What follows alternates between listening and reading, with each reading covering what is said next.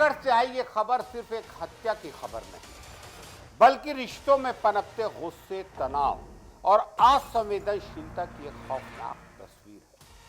छोटी बहन से बस इतना कहा गया कि वह लौकी थी, लेकिन जब उसने मना किया तो बात इतनी बढ़ गई कि उसकी जान ही ले ली गई। बड़ी बहन ने खलबत्ते से उसकी बेरहमी से पिटाई कर दी और फिर लाश के पास पूरी रात बैठी रही जैसे कुछ हुआ ही नहीं। माँ बाप को खबर तक नहीं लगी और जब अगली सुबह सच्चाई सामने आई तो पूरा परिवार सदमे में डूब गया। अब कोर्ट ने आरोपी बहन को उम्र कैद की सजा सुनाई है।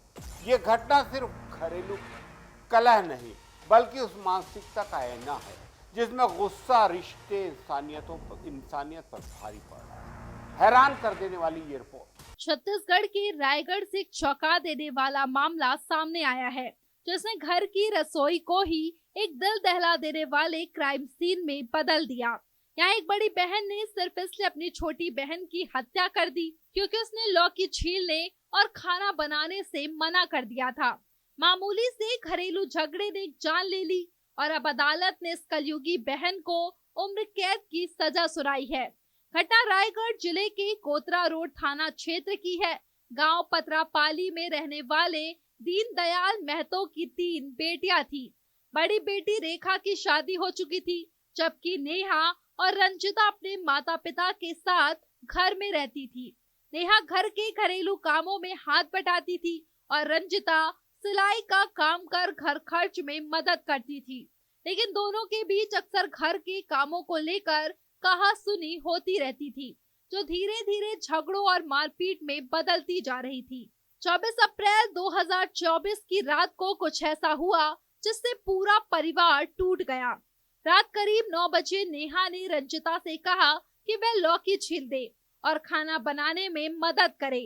रंजिता ने मना कर दिया तो नेहा ने नाराज होकर खुद खाना बनाया और रंजिता को धमकी दी कि अब खाना नहीं बनाने वाली है तो खाएगी भी नहीं।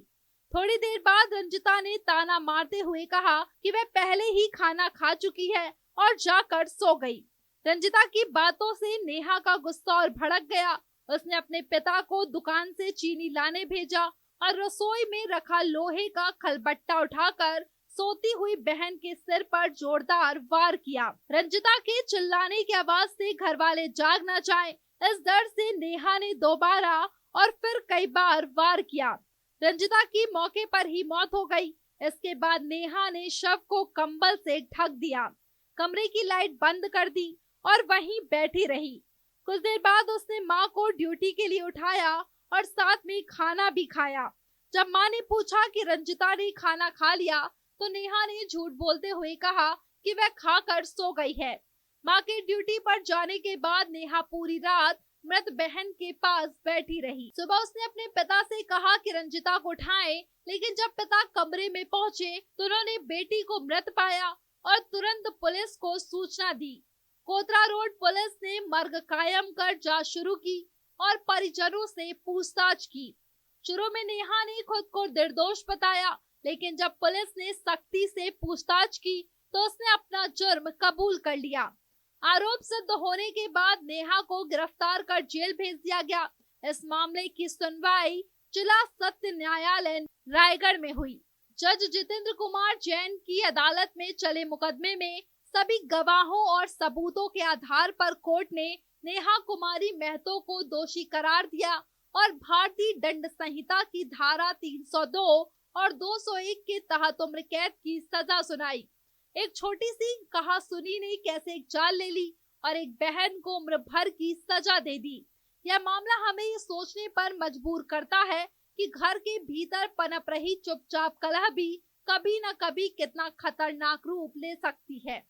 हम नियमित अंतराल पर आपको हमारा खास प्रोग्राम गुनाह के छींटे दिखाते हैं। इसे दिखाने का हमारा मकसद बिल्कुल साफ है, समाज में हो रहे अपराधों पर लगाम लगाना, क्योंकि हम समझते हैं यदि कोई सतर्क रहे, चौकन्ना रहे, सावधानी बरते, अपने आसपास के सन्नाटे में जन्म ले रही साजिशों को समझे, अंधेरे में सिमटी गुनाह की आहट को पहचाने। इसलिए देखते रहिए हमारे साथ गुनाह के छींटे। नमस्कार।